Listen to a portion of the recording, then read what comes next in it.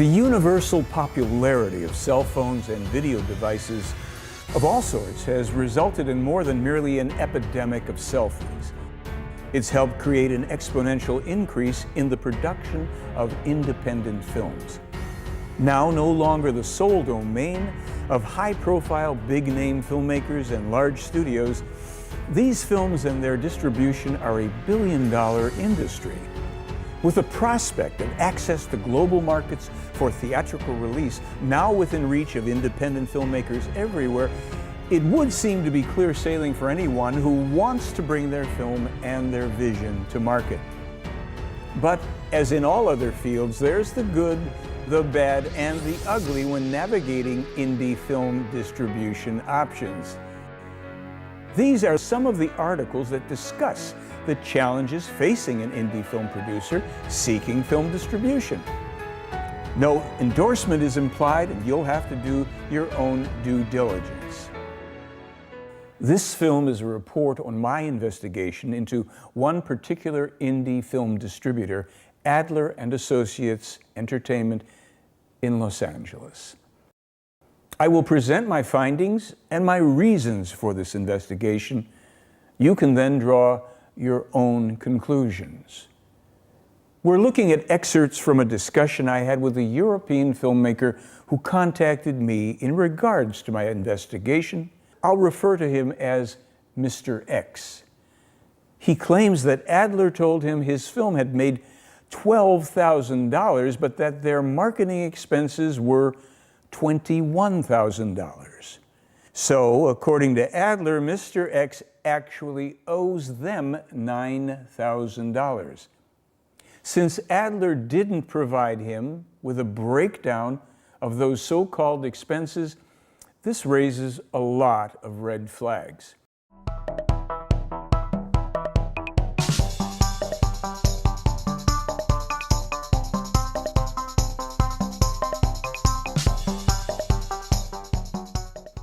And here's an email from another filmmaker who calls himself Ambiguous. He's worried that I might be someone named Mark Belasco from Adler trying to shake him down for more money, etc. It also turns out that there were a number of filmmakers who'd been discussing Adler and Associates Entertainment in this online indie film forum. Many of the comments drew attention to Adler's questionable business practices. In all of my own research, I didn't find, nor did I hear from even one filmmaker who actually made money from doing business with Adler.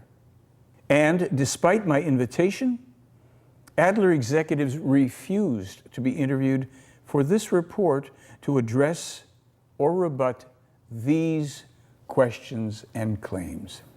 This is especially interesting to me because of my own experiences with Adler. So here's the backstory on how I came to do this investigative expose.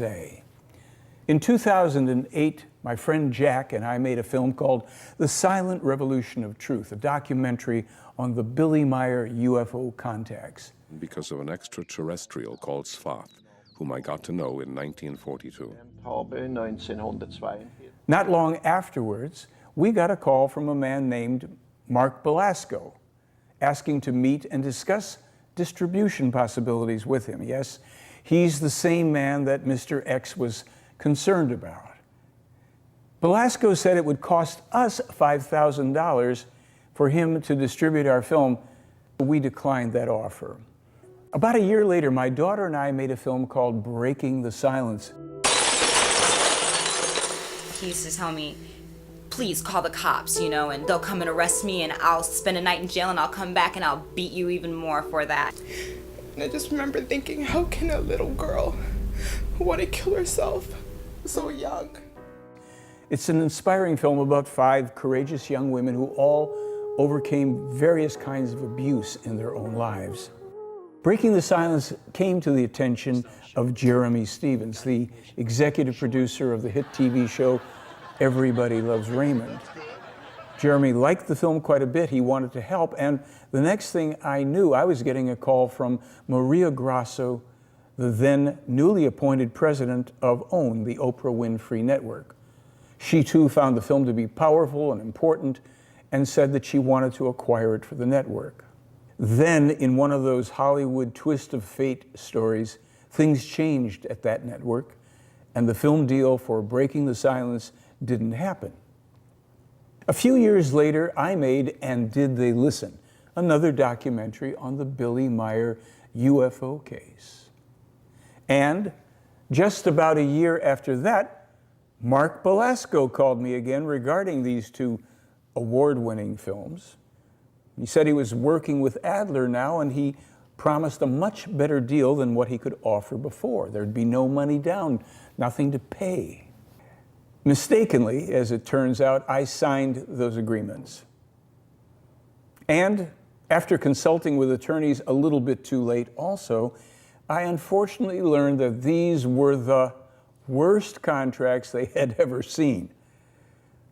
Nothing to laugh about, but let's detail that just a little bit. For instance, specifically, the 12-year term asked for in this contract from Adler is actually several years longer than the industry standard.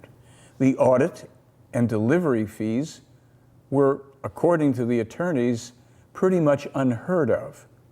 The out-of-pocket expenses and other allowed and detailed expenses that you see here could ultimately allow Adler to deduct as much as $65,000 from each of these films at their discretion.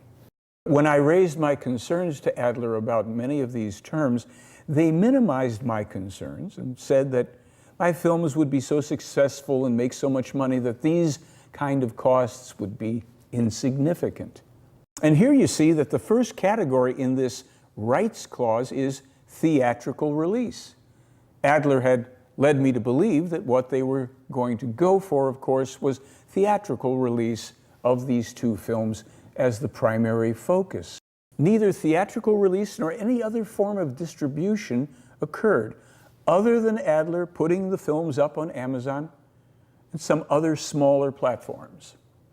As I later learned, during my research, there are what are called film aggregators who claim to do the same thing, put your film up on Amazon, for around $1,000. Marie Adler would later claim that she spent $80,000 promoting and marketing my films, for which she offered zero evidence. In these contracts, Marie Adler also demanded EP credits, that stands for executive producer credits, which I had to agree to. The EP or executive producer has very specific roles in the production of a film. But the fact is that Adler never performed any of these functions in either of my films. Here, in her autobiography, Adler describes herself as a mover and shaker in the financial world, as well as an extraordinary pearl. It wasn't until later, when our disagreements arose, that I looked on Adler's IMDb page. There, she claimed EP credits on over 200 films. Now that's more than 6 times as many EP credits as George Lucas of Star Wars has. Again, although she claimed these credits on my films, Marie Adler never fulfilled any of the duties of an EP, nor did she fund or raise funds for the productions, etc. How could she, since her company acquired the films after they were already produced? It's even spelled out in their own contract that I, as the producer, am completely responsible for all these costs. Another contractual contradiction was this exclusivity clause. While it allowed the filmmaker to buy DVD copies of their own film as the producer, though none were ever actually produced by Adler, this clause additionally prevents the filmmaker from selling them. Now, the Cannes Film Festival is one of the world's premier film festivals. And this year there was a very newsworthy event with 82 prominent women highlighting the Me Too movement. As soon as I learned about this event, I emailed Adler and told him to contact the participants and bring my film, Breaking the Silence, about women who overcame abuse, to the attention of these 82 women and their worldwide audience. What did they do? Because I didn't even get a response from my email. I learned that Adler isn't so much of an actual film distributor, but rather a company that just packages up numerous films together to make volume deals. One writer referred to them as a third-floor company because at these festivals and film markets, they're separate from the major film distributors and away from where the real film deals go down. This is the photo that Adler sent me to prove that they market the films. What we see here is a small room with a bunch of little film posters stuck up on a wall. The poster for my film, And Did They Listen, is there, behind a chair, which certainly doesn't look like effective marketing to me. Now, despite my numerous emails encouraging them to effectively promote my films, these very timely films, Adler furnished me no evidence that they ever did so. I also found out that Adler isn't even listed among the top 800 film distributors in the world. The more I investigated, the clearer it became that I had been continually misled by Adler with false claims, misrepresentations, and business practices that were deceptive and unethical. When I received the latest quarterly reports on the income from the sales of my films on Amazon, I was shocked by the expenses that Adler claimed and were deducting from my income.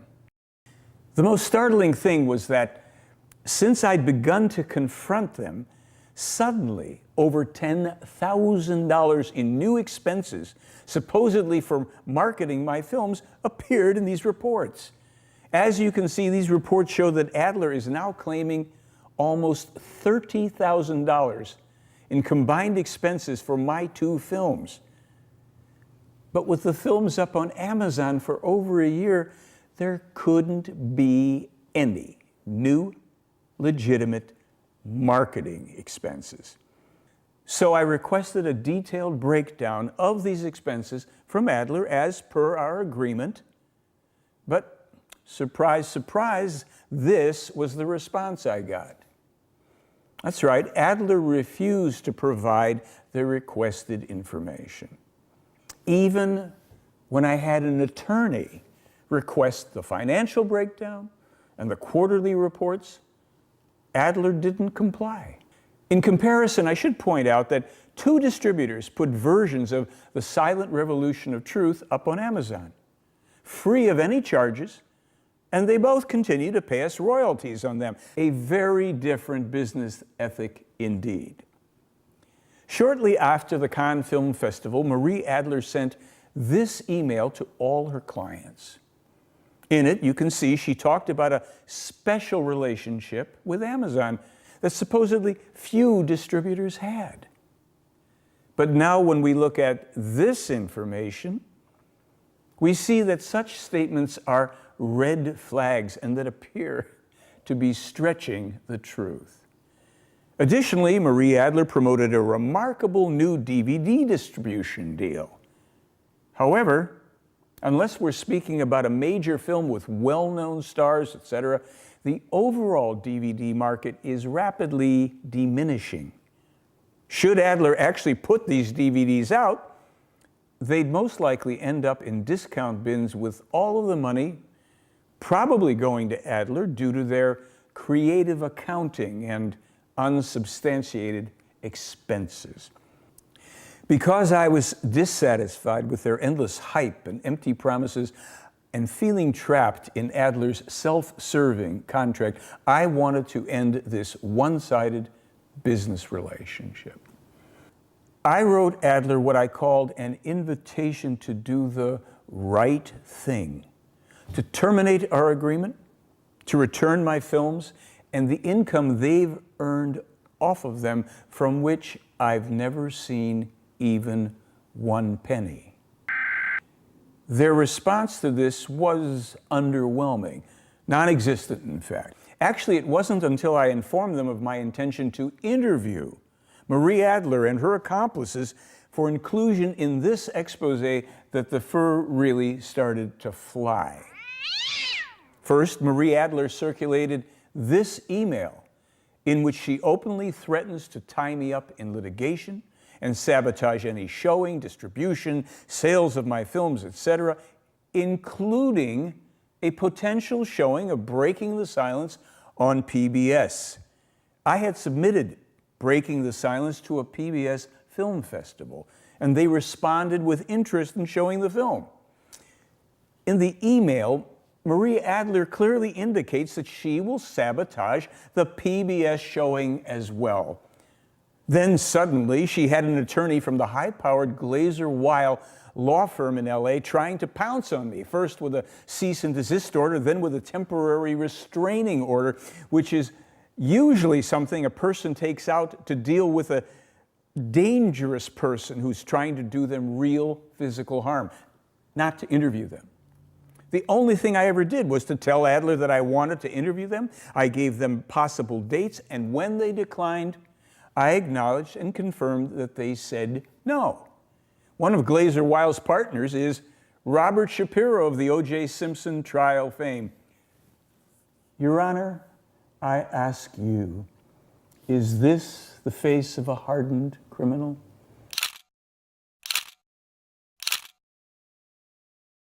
Adler was so desperate to try to harass, intimidate, and threaten me that their attorney actually tried to serve me the temporary restraining order by email, which isn't legal. And as part of their retaliation against me, they took my 2 films down off of Amazon.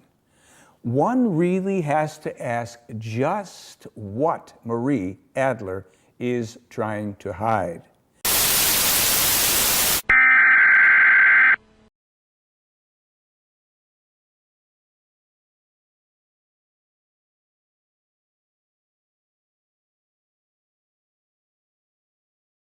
Could it be that she's not enthusiastic about the possibility that a couple hundred other filmmakers might also want to revisit their contracts?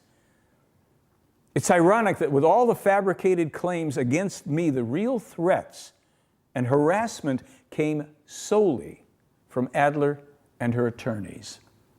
Their bullying tactics with their high-priced hitmen didn't work, so Marie Adler carried through with her threat to sabotage the showing of Breaking the Silence on PBS, and lying to PBS, telling them that she was suing me. In her attempt to silence me, she once again silenced these 5 courageous young women who had already once broken the silence. Shortly after that, I was notified by her attorney that they had taken out a second temporary restraining order against me, which turned out to be untrue. Then I received a so-called settlement agreement from Adler's attorneys, with an extortive clause demanding that I neither say, write, nor ever make a film about all of this if I ever wanted to get my films back. It was loaded with other punitive clauses and unacceptable conditions, as you can see. Could this all be an attempt by Adler to hide the possibility that they've been diverting tens of thousands of dollars away from filmmakers with non-existent, unsubstantiated expenses, and leading their clients to believe that they now owe Adler money? Marie Adler even demanded that I pay her legal expenses and $80,000 that she claimed to have spent promoting my films, meaning just getting them up on Amazon. Remember, aggregators claim to do that for about $1,000 per film. And the real surprise is a filmmaker can actually put their own film up on Amazon for free themselves. I was also just informed by Empinguis that Adler recently sent this email to all of their clients, except me, a 75-year-old, 130-pound, nonviolent man with no criminal record. Mama. Remember, I invited Marie Adler and company to be interviewed so that they could publicly address and rebut the information and claims presented here. They declined and instead resorted to these desperate and blatant attempts to silence me, to suppress my right to free speech, and conceal their own unethical business practices. You've seen what numerous other filmmakers had to say about Adler and Associates Entertainment. Of course, I wish I'd seen and known that long ago, because even with my experience, I initially fell for their empty promises, hype, and deception. Now, in my opinion, and based on my own experience, I say, Marie Adler and Adler and Associates Entertainment take advantage of hopeful, creative artists who are desirous of getting their films seen by the public. While I could have gotten my films back by agreeing to their suppressive, extortive terms, I felt that my own silence would be too high a price to pay for that. Though I was always reluctant to make this expose, I realized that by doing so, it might help save other filmmakers from making similar, very costly mistakes. Thank you for watching.